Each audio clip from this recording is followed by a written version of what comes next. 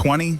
Secretly black, gay celebrities. History didn't just forget these names. It actively tried to bury them. We celebrate the icons you know, but what about the queer architects of the March on Washington, or the disco pioneers who funded the fight against AIDS? From the velvet vocals of Luther Vandross to the radical defiance of Angela Davis. These are the legends who stood at the dangerous intersection of being black and other in one. Their stories aren't just history, they are a blueprint for a revolution that refuses to leave anyone behind. We are unearthing the truths they were too afraid to tell you. Now it's your turn to join the movement. If you believe that true black excellence requires honoring every voice in our struggle, hit that subscribe button and ring the bell. Black Excellence Legends is where we give the unsung their flowers. Which of these icons' stories shocked you the most? Drop a comment below and let's start the conversation that history tried to silence. RuPaul Charles. RuPaul Audre Charles is far more than a television host. He is the undisputed architect of a global drag renaissance. Emerging from the underground punk and gender FK scenes of Atlanta and New York City in the 1980s, RuPaul utilized aesthetic subversion to challenge rigid definitions of masculinity and stardom. His ascent was solidified in 1993 with the chart-topping success of Supermodel You Better Work, a moment that effectively integrated drag aesthetics into the high-fashion lexicon of MTV-era America. Standing as a beacon of charismatic defiance, he proved that a black man in a blonde wig could command the attention of a nation still grappling with the fallout of the culture wars. The premiere of RuPaul's Drag Race in 2009 marked a seismic shift in entertainment history. By transforming the niche art of female impersonation into a high-stakes competitive format, RuPaul provided a mainstream stage for queer stories that had long been relegated to the margins. Through this platform, he dismantled the fourth wall of gender, teaching millions that identity is a costume one can change at will. His philosophy, famously summarized by the mantra that if you cannot love yourself, you cannot love anyone else, has become a cornerstone of modern self-help and queer psychology. Behind the layers of lace-front wigs and couture gowns lies a shrewd business mogul who navigated the entertainment industry's inherent biases with calculated grace. RuPaul's career is a masterclass in longevity and brand expansion, earning him a record-breaking 14 Primetime Emmy Awards as of 2024. While he has faced critiques regarding the evolution of his perspectives, his impact on visibility remains unparalleled. He transformed drag from a hidden survival tactic into a celebrated global industry, ensuring that the next generation of black queer youth would see a version of themselves reflected in the highest echelons of prestige and power. Octavia E. Butler. Octavia Estelle Butler was not merely a science fiction writer. She was a sociological architect who dismantled the boundaries of genre to explore the rawest nerves of human nature. Born in 1947 in Pasadena, California, she was raised by a widowed mother who worked as a domestic maid. Standing 6 feet tall by age 15 and struggling with dyslexia, Octavia found her sanctuary in the local library. Her journey into professional writing was fueled by a fierce, quiet defiance against a literary world that at the time saw no place for a black woman crafting stories about the stars or the apocalypse. Butler's narratives are celebrated for their grim realism. Unlike the escapist space operas of her era, her prose delved into the complexities of power dynamics, racial hierarchies, and biological necessity. In her seminal work, Kindred 1979, she utilized the device of time travel not for adventure, but to force a modern woman to experience the visceral brutality of chattel slavery, bridging the psychological gap between the past and present. Her Parable series proved hauntingly prophetic, discussing climate collapse and political demagoguery decades before they dominated global headlines. Beyond her literary prowess, Butler's personal identity was a tapestry of resilience. While she remained private about her romantic life, her work consistently centered on the other characters who existed outside societal norms and forged kinship through shared trauma and survival. In 1995, she became the first science fiction writer to receive a MacArthur Genius Grant, a milestone that validated her lifelong struggle. Her legacy is one of radical imagination. She taught us that to survive the future, we must first confront the darkest truths of our history. Octavia passed away in 2006, but her voice remains a North Star for marginalized creators everywhere. Bill T. Jones. Bill T. Jones is a titan of contemporary dance whose body of work functions as a physical manifesto for human rights and existential inquiry. Born in 1952 as the 10th child of itinerant farm workers, Jones's trajectory from the potato fields of Florida to the prestigious stages of the world is a saga of intellectual veracity. He co-founded the Bill T. Jones/Arnie Zane Dance Company in 1982, alongside his life partner, Arnie Zane. Together, they revolutionized the postmodern dance scene by integrating diverse body types, spoken word, and overt political commentary into their movements. Their partnership dismantled the aesthetic of the elite, proving that the dancing body is a vessel for raw democratic truth. Jones's artistry is defined by its refusal to look away from trauma. Following Zane's death from AIDS-related complications in 1988, Jones channeled his grief into seminal works like Still/Here, which utilized video testimony from people facing terminal illnesses. This masterpiece sparked a national debate over the victim art label, but for Jones, it was a necessary confrontation with mortality. His choreography does not merely entertain, it interrogates the intersections of race, sexuality, and the American identity. He treats the stage as a laboratory where the weight of history, specifically the Black experience and the LGBTQ+ struggle, is processed through muscle and bone. As a multidisciplinary visionary, Jones has bridged the gap between avant-garde performance and commercial acclaim, winning 2 Tony Awards for his work on Spring Awakening and Fella. In 2010, he received the Kennedy Center Honors, cementing his status as a national treasure. Even as he approaches his mid-70s, Jones remains an active force in the arts, serving as the artistic director of New York Live Arts. His career serves as a profound reminder that dance is not just an arrangement of steps, but a rigorous intellectual pursuit and a vital tool for social liberation. Bessie Smith. Bessie Smith was the definitive sonic powerhouse of the 1920s, a woman whose vocal cords possessed the raw strength to cut through the static of early recording technology and the systemic noise of Jim Crow America. Born into poverty in Chattanooga, Tennessee in 1894, she sharpened her craft as a street performer before joining traveling minstrel shows. Smith didn't just sing the blues, she commanded them. Her 1923 debut, Downhearted Blues, sold an unprecedented 780,000 copies within 6 months, a figure that stabilized the fledgling Columbia Records and established her as the highest-paid Black entertainer of her time. Known for her shouting style, she sang with a rhythmic elasticity and emotional gravity that resonated deeply with the working-class Black experience. Smith's personal life was as formidable and uncompromising as her stage presence. In an era of rigid Victorian morality, she was unapologetically bisexual, maintaining relationships with both men and women while navigating a turbulent marriage. She traveled in her own custom railroad car to avoid the indignities of segregated hotels, creating a mobile sanctuary of Black excellence and queer autonomy. Her lyrics often touched on themes of female agency, domestic struggle, and sexual freedom, providing a subtext of liberation for those who knew how to listen. She was a woman who took no insults, once famously fending off a group of Klansmen single-handedly during a tent show in North Carolina. The decline of the vaudeville circuit and the onset of the Great Depression eventually cooled her commercial momentum, but her artistic integrity remained unshakable. Though her life was tragically cut short in a car accident in 1937, her influence remains the bedrock of American music. Legends from Billie Holiday to Janis Joplin have cited Smith as their primary inspiration. She was the bridge between folk traditions and the birth of jazz and soul, a pioneer who proved that a Black woman could own her voice, her business, and her truth without apology.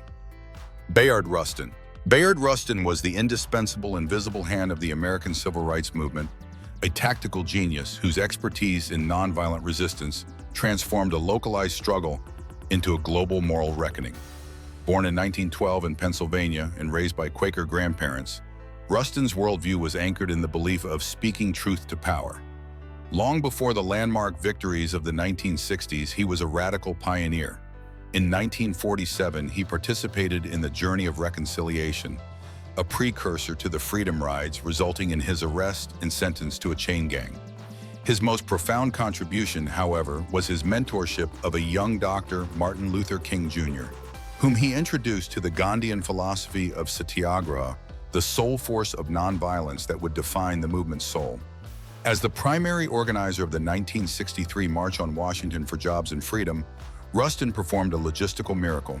In just 8 weeks, he coordinated the transportation security and sanitation for over 250,000 participants in feat achieved without the aid of modern technology. Despite his brilliance, Rustin lived at a perilous crossroads of identity. As an openly gay black man with a former affiliation with the Communist Party, he was viewed as a political liability. His detractors, including segregationist Senator Strom Thurmond, weaponized his sexuality to discredit the movement, leading to Rustin being frequently sidelined or kept in the shadows to protect the public image of other leaders. Rustin's later years were dedicated to international human rights and the emerging struggle for gay rights, advocating for the New York State Gay Rights Bill in the 1980s. He famously observed that the barometer of how much any person believes in democracy is his belief in the rights of the person who is least like him. He died in 1987, but his legacy was finally elevated to the national stage in 2013 when he was posthumously awarded the Presidential Medal of Freedom.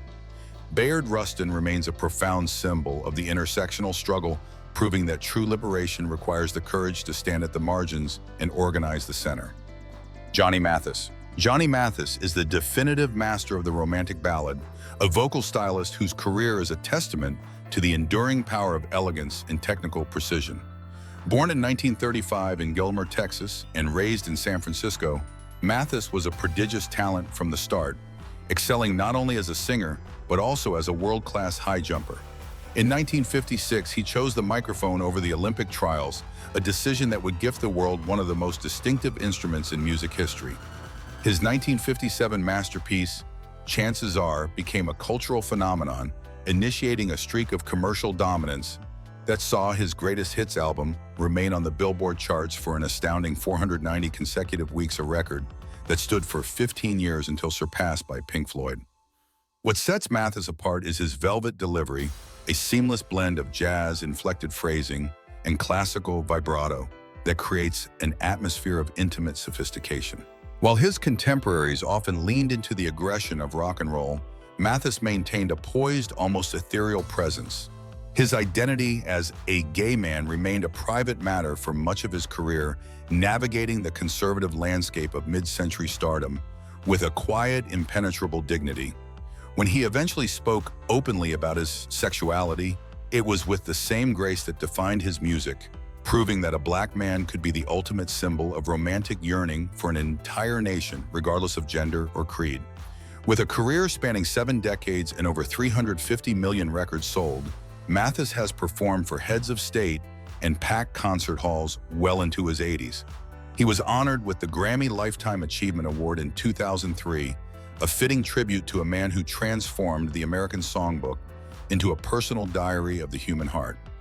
His legacy is one of unparalleled vocal consistency and a refusal to compromise on the quality of his art. Johnny Mathis remains the gold standard for crooners, a bridge between the golden age of pop and the modern era, reminding us that true beauty is timeless. James Baldwin. James Baldwin was not merely a writer, he was a moral cartographer who mapped the jagged intersections of race, sexuality, and the human heart with surgical precision. Born in 1924 in Harlem, New York, he spent his youth as a child preacher, an experience that infused his later prose with a rhythmic biblical cadence and a profound sense of spiritual urgency. Baldwin's decision to move to Paris in 1948 with only $40 in his pocket was a desperate act of self-preservation, an escape from the smothering atmosphere of American racism that he feared would destroy him.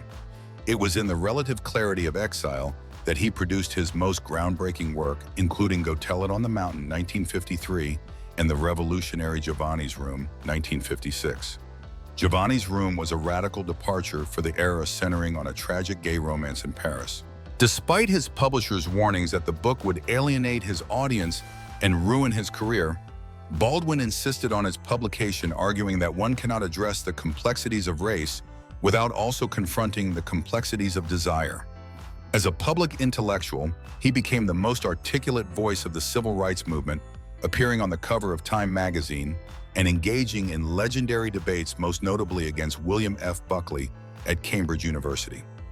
His essays, such as those found in The Fire Next Time, 1963, offered a searing critique of the American innocence that he believed was actually a form of willful blindness. Baldwin's legacy is defined by his refusal to be categorized. He was a black man who loved men, a Christian who questioned the church, and an American who lived abroad to understand home. He lived with an open heart and a sharp mind, never flinching from the terror of the truth. Although he passed away in 1987, his words have seen a powerful resurgence in the 21st century, serving as a foundational text for modern movements for social justice. Baldwin remains the ultimate witness, reminding us that nothing can be changed until it is faced. Angela Davis. Angela Davis is an academic titan and a global symbol of resistance whose life has become a living manifesto for abolition and intersectional justice. Born in 1944 in Birmingham, Alabama, a city then so plagued by racial violence it was nicknamed Bombingham, Davis's consciousness was forged in the crucible of the Jim Crow South. A brilliant scholar who studied philosophy under Herbert Marcuse, she rose to international prominence in the late 1960s as a professor at UCLA and a prominent member of the Communist Party and the Black Panther Party. Her dismissal from her teaching post by then-Governor Ronald Reagan ignited a national debate over academic freedom and political belief, marking the beginning of her journey as a primary target of the state apparatus. In 1970, Davis became only the third woman to ever appear on the FBI's 10 Most Wanted list after being falsely accused of conspiracy in a courtroom shooting. The subsequent Free Angela campaign became one of the most significant international solidarity movements in history, transcending borders and ideologies. Her acquittal in 1972 was not just a personal victory, but a seismic defeat for systemic oppression. Since then, Davis has transitioned from a figure of militant protest to a leading intellectual architect of the prison industrial complex critique. Her seminal work, Are Prisons Obsolete, 2003, challenged the world to imagine a society rooted in transformation and healing, rather than retribution and cages. Beyond her political theory, Davis has been a quiet but steadfast pioneer for LGBTQ+ visibility within radical movements. Coming out publicly in 1997, she highlighted the inextricable links between racial liberation, gender equity, and queer rights. Her philosophy centers on the idea that freedom is a constant struggle, not a destination to be reached, but a continuous process of dismantling hierarchies. Today, at 82 years old, she remains a formidable presence in global activism, teaching new generations that radical simply means grasping things at the root. Sylvester James. Sylvester James was the shimmering, falsetto-voiced icon who transformed the disco era into a sanctuary of radical self-acceptance. Born in 1947 in Los Angeles, he honed his spectacular vocal range within the gospel choirs of the Pentecostal Church, a foundation that infused his later dance tracks with a transcendent spiritual fervor. Before achieving solo superstardom, he was a member of the Cockettes, a psychedelic gender-fluid theater troupe in San Francisco that challenged every 1970s norm regarding masculinity and performance. Sylvester didn't just inhabit the stage, he possessed it, blurring the lines between male and female, sacred and secular, with a wardrobe of sequins and a spirit of pure and adulterated joy. His 1978 smash hit, You Make Me Feel Mighty Real, became more than a chart topper. It was a global anthem for the disenfranchised. Selling millions of copies and dominating the burgeoning club scene, the track captured the visceral ecstasy of the dance floor as a place of political and personal freedom. While the mainstream music industry struggled to categorize him, Sylvester remained fiercely independent, refusing to tone down his flamboyant presentation to satisfy corporate executives. He was a black queer man who lived at maximum volume, proving that vulnerability and power could coexist within the same four-on-the-floor beat.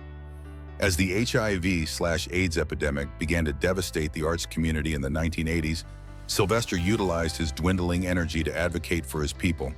Even as his health failed, he appeared in the San Francisco Pride Parade in a wheelchair, a final defiant act of visibility. He passed away in 1988 at the age of 41, but his foresight was as legendary as his voice. He bequeathed all future royalties from his music to local HIV/AIDS charities. Sylvester's legacy is the blueprint for modern pop stardom, a reminder that the most mighty real thing a person can be is exactly who they are. Wanda Sykes. Wanda Sykes is a comedic architect of the highest order, a woman whose observational humor serves as a scalpel, deftly dissecting the absurdities of race politics and family life. Born in 1964 in Portsmouth, Virginia, Sykes began her career in the late 1980s with a foundation in the Washington, D.C. stand-up scene. Her comedic genius was quickly recognized, leading to a pivotal role as a writer and performer on The Chris Rock Show, for which she won a Primetime Emmy in 1999. Unlike many of her contemporaries, Sykes utilizes a delivery that is simultaneously cynical and deeply relatable, characterized by her unique vocal cadence and an unwavering commitment to calling out hypocrisy wherever she finds it. For much of her early career, Sykes kept her personal life away from the headlines navigating the entertainment industry, with a focus on her professional craft. However, 2008 marked a transformative chapter in her narrative. In the midst of the heated national debate over Proposition 8 in California, Sykes stood before a crowd at a rally and publicly came out as a lesbian. This was not a calculated PR move, but a visceral reaction to an attack on civil rights. Since then, she has become a formidable advocate for LGBTQ+ visibility, integrating her identity as a Black woman and a queer mother into her storytelling. Her comedy became a bridge, proving that the specificities of her life could speak to universal truths about love, parenting, and equality. Beyond the microphone, Sykes is a prolific actress and producer with memorable roles in Curb Your Enthusiasm, Blackish, and her own groundbreaking Netflix specials like Not Normal. As of 2026, at 61 years old, she remains at the peak of her influence, often cited as one of the funniest people in America by both critics and peers. Her legacy is one of fearless evolution. She showed the world that a Black woman could be sharp, outspoken, and unapologetically queer while commanding the respect of the mainstream. Wanda Sykes didn't just break into the boys' club of comedy, she renovated it. Marlon Riggs. Marlon Riggs was a revolutionary filmmaker and essayist who transformed the documentary format and into a high-stakes medium for social liberation. Born in 1957 in Fort Worth, Texas, Riggs was a brilliant intellectual who graduated magna cum laude from Harvard before pursuing a career in media. His work did not merely record history, it interrogated the very structures of language and image that rendered Black gay men invisible. In 1989, he released his magnum opus, Tongues Untied, a visceral experimental tapestry of poetry, dance, and personal testimony. The film was a seismic event in American culture, sparking a national debate on the floor of the U.S. Senate regarding public funding for the arts. Yet for the LGBTQ+ community, it was a long-awaited mirror that affirmed their existence with unapologetic beauty. Riggs's brilliance lay in his ability to deconstruct Blackness and gayness, not as opposing identities, but as a unified, powerful whole. At a time when the Black community often viewed homosexuality as a white disease, and the mainstream gay movement was overwhelmingly white, Riggs stood at the intersection, demanding a space that honored both legacies. His 1987 documentary, Ethnic Notions, remains a definitive academic text on the history of African American caricatures, demonstrating his rigorous commitment to dismantling systemic racism through historical analysis. He used the camera as both a shield and a sword, protecting his community from erasure, while striking down the stereotypes that sought to define them. Tragically, Riggs's career coincided with the height of the HIV/AIDS epidemic. Even as he battled the illness, his creative output never faltered. He famously directed his final projects from his hospital bed, embodying the resilience he advocated for in his films. He passed away in 1994 at the age of 37, leaving behind a legacy that continues to inspire a new generation of digital activists. Marlon Riggs taught us that silence is a weapon of self-destruction, and through his art, he ensured that the voices of those living at the margins would be heard with thunderous clarity. Carl Bean. Carl Bean was a rare visionary who bridged the gap between the high-energy world of Motown and the profound sanctity of the Black church. Born in 1944 in Baltimore, Maryland, Bean's journey was one of reclaiming divinity for those told they were unworthy of it. In 1977, he released a musical bombshell, I Was Born This Way. While the song's disco beat was designed for the dance floor, its lyrics served as a radical theological manifesto. It was one of the first mainstream recordings to explicitly celebrate gay identity as a natural, God-given state. By selling over 1 million copies and becoming a club anthem, Bean didn't just top charts. He provided a sonic shield for thousands of LGBTQ+ individuals struggling to reconcile their faith with their truth. However, Bean's most enduring legacy began when he stepped away from the spotlight to answer a higher calling. Disturbed by the exclusion of queer people from traditional religious spaces, especially during the onset of the HIV/AIDS epidemic, he founded the Unity Fellowship Church movement in 1982. This was the first Black church denomination explicitly dedicated to the liberation theology of LGBTQ+ people of color. Under the mantra, "God is love and love is for everyone," Bean created a refuge where Black queer men and women could worship without the weight of shame. His activism was not confined to the pulpit. He was a frontline warrior in the AIDS crisis, founding the Minority AIDS Project to provide essential care to underserved communities in Los Angeles. As of early 2026, though he passed away in 2021 at the age of 77, Bean's influence remains a cornerstone of intersectional spirituality. He proved that being born this way was not a defect, but a divine design. His life's work ensured that the Black church could be a place of radical inclusion rather than judgment. Carl Bean was more than a singer or a minister. He was a liberator who taught an entire generation that their identity and their spirituality were not in conflict, but were in fact two halves of a beautiful holy whole. Audre Lorde. Audre Lorde was a self-described Black lesbian mother warrior poet who fundamentally altered the landscape of contemporary feminism and civil rights. Born in 1934 in New York City to Caribbean immigrants, Lorde viewed her multiple identities not as conflicting fragments, but as a unified source of creative power. Her work transcended traditional literary boundaries, blending the lyrical beauty of poetry with the analytical rigor of social theory. Lorde's most enduring contribution to modern thought is her insistence on intersectionality, the understanding that struggles against racism, sexism, and homophobia are inextricably linked and cannot be solved in isolation. Lorde's prose was a direct challenge to the whitewashed feminism of the 1970s and 80s. In her landmark essay, "The Master's Tools Will Never Dismantle the Master's House," she argued that true liberation requires embracing differences rather than merely tolerating them. She famously observed that it is not our differences which divide us. It is our inability to recognize, accept, and celebrate those differences. Her collection, Sister Outsider, remains a foundational text providing a vocabulary for marginalized people to articulate their experiences of erasure and resistance. For Lorde, poetry was not a luxury. It was a vital necessity, a way to give name to the nameless feelings that precede transformative action. Her bravery was equally evident in her personal battles. Diagnosed with breast cancer, she chronicled her journey in the cancer journals, breaking the silence surrounding illness and the medical industrial complex's treatment of Black women's bodies. She refused to allow her struggle to be sanitized, choosing instead to live with a radical visibility that empowered others to speak their own truths. Though she passed away in 1992 at the age of 58, Lorde's voice remains a guiding light for activists worldwide. She taught us that your silence will not protect us, leaving behind a legacy that demands we use our voices as instruments of change. Luther Vandross. Luther Vandross was more than a singer. He was a master craftsman of emotion, a vocal technician whose precision and velvet texture redefined the standards of R&B and soul. Born in 1951 in Manhattan, New York, Vandross began his journey in the background, lending his impeccable harmonies to icons like David Bowie, Bette Midler, and Diana Ross. By the time he stepped into the solo spotlight with his 1981 debut, Never Too Much, it was clear that a new sovereign of the romantic ballad had arrived.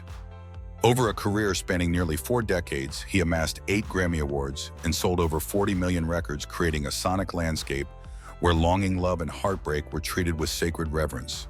Vandross's genius lay in his control, a seamless ability to transition from a robust baritone to a shimmering tenor, without ever losing the emotional core of the lyric. While he was the ultimate soundtrack for millions of weddings and private moments, his own personal life remained a guarded sanctuary. Navigating a music industry that was often rigid in its expectations of Black masculinity, Luther chose to let his art speak for his heart. He carried the weight of public curiosity with a quiet, impenetrable grace, never allowing the tabloids to overshadow the purity of his performances. Within the LGBTQ+ community, he was viewed as a figure of immense significance, a man whose music provided comfort to the lonely, while he himself navigated the complexities of fame and identity in a less accepting era. The final chapter of his life was marked by both tragedy and triumph. His 2003 masterpiece, Dance with My Father, became a global phenomenon, earning him 4 Grammys while he was recovering from a severe stroke. It was a bittersweet culmination of a life dedicated to the pursuit of vocal perfection. When he passed away in 2005 at the age of 54, the world lost its premier balladeer. Luther Vandross left behind a legacy that transcends time. He proved that the most powerful thing a person can do is to transform their deepest sensibilities into a gift for the world, ensuring that his voice would remain the gold standard for elegance and soul forever.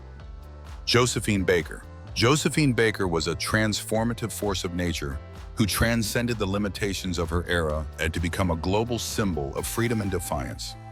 Born Frida Josephine McDonald in 1906 in St. Louis, Missouri, she escaped the brutal poverty and racial terror of the American Midwest by fleeing to Paris at the age of 19. In France, she became an overnight sensation, performing her famous Danse Sauvage in a skirt made of artificial bananas. While the Parisian elite initially viewed her through a lens of exoticism, Baker utilized their fascination to seize her own agency, becoming the highest-paid entertainer in Europe and the first Black woman to star in a major motion picture, Zuzu, 1934. However, Baker's most profound performances took place off-stage. During World War II, she joined the French Resistance, using her celebrity status as a cover to smuggle military intelligence written in invisible ink on her sheet music. For her espionage and devotion to her adopted country, she was awarded the Croix de Guerre and the Rosette de la Résistance and was named a Chevalier of the Légion d'honneur. Beyond her military service, she was a fierce advocate for civil rights, famously refusing to perform for segregated audiences in the United States and standing as the only official female speaker at the 1963 March on Washington, wearing her Free French uniform. Baker's personal life was a radical experiment in humanity without borders. She adopted 12 children from diverse ethnic backgrounds, calling them her Rainbow Tribe, to prove that racial harmony was possible. Though she was married to men 4 times, her private life included intimate relationships with women, including a widely publicized bond with blues singer Clara Smith and rumors of an affair with artist Frida Kahlo. She lived with a fluid, unapologetic authenticity that predated modern queer labels. When she passed away in 1975 at the age of 68, she was buried with full French military honors, a final tribute to a woman who proved that one can be a sex symbol, a spy, a mother, and a revolutionary all at once. Alice Walker. Alice Walker is a literary luminary whose prose serves as a conduit for the ancestral wisdom and silent struggles of Black women. Born in 1944 in Eatonton, Georgia, as the youngest of 8 children to sharecroppers, her world was early defined by the beauty of the rural South and the sting of systemic hardship. A childhood accident that left her partially blind in one eye turned her inward, fostering a keen sense of observation that would later fuel her storytelling. Walker emerged as a pivotal figure in the 1970s, not just as a writer, but as a cultural historian who famously recovered the legacy of Zora Neale Hurston, ensuring that Black female intellectualism would no longer be buried in the archives of history. Her 1982 masterpiece, The Color Purple, remains a cultural touchstone. By centering on Celie, a survivor of horrific domestic and racial abuse, who finds liberation through the love of another woman, Shug Avery Walker dismantled the traditional narrative of the Black patriarch.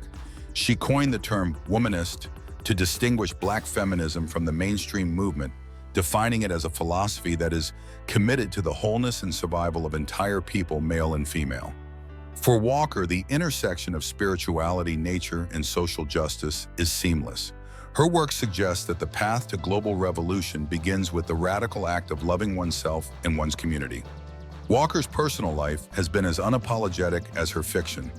Her marriage to Melvin Leventhal in 1967 was the first legal interracial marriage in Mississippi, a dangerous act of defiance at the height of the civil rights movement.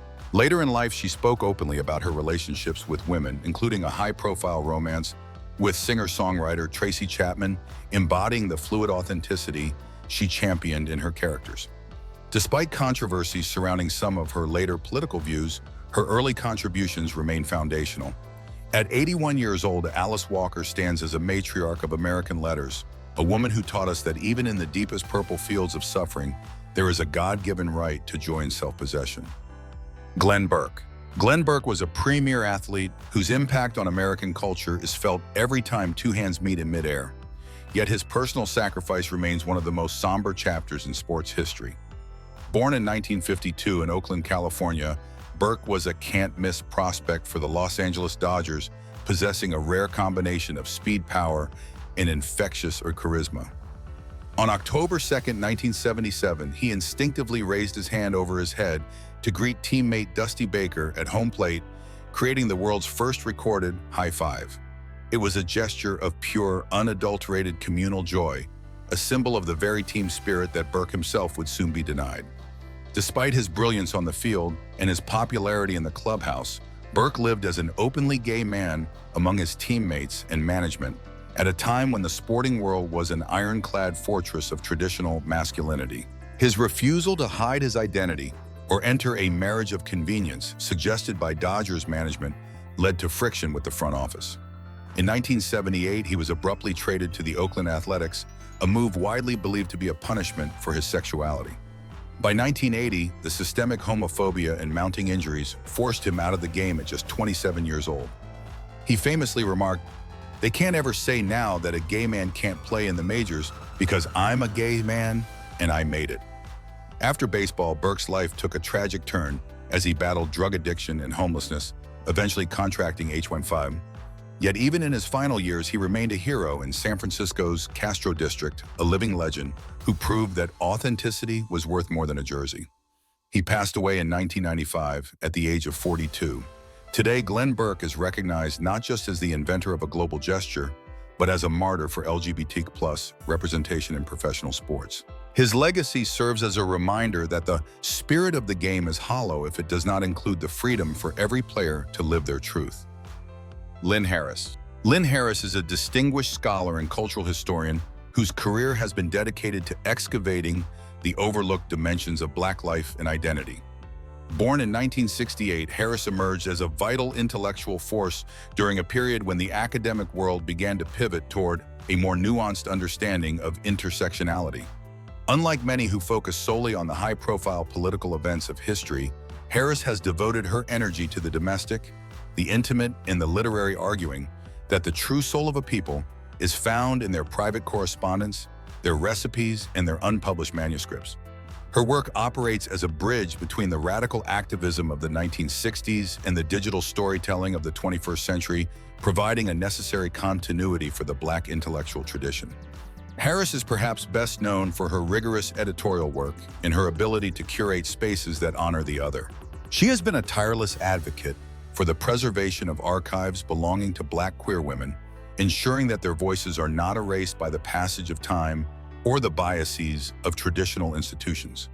By treating the artifacts of marginalized lives with the same reverence usually reserved for heads of state, Harris has challenged the hierarchy of historical significance. Her approach is rooted in the belief that the archive is a living organism, a tool for the present to reconcile with the past in order to build a more equitable future. As of late January 2026, at 57 years old, Harris continues to be a sought-after voice in heritage management and African American studies. She represents a generation of thinkers who moved beyond mere protest to build the institutional frameworks necessary for long-term cultural survival. Her legacy is one of quiet, methodical resistance. She has proven that the act of remembering is in itself a revolutionary deed.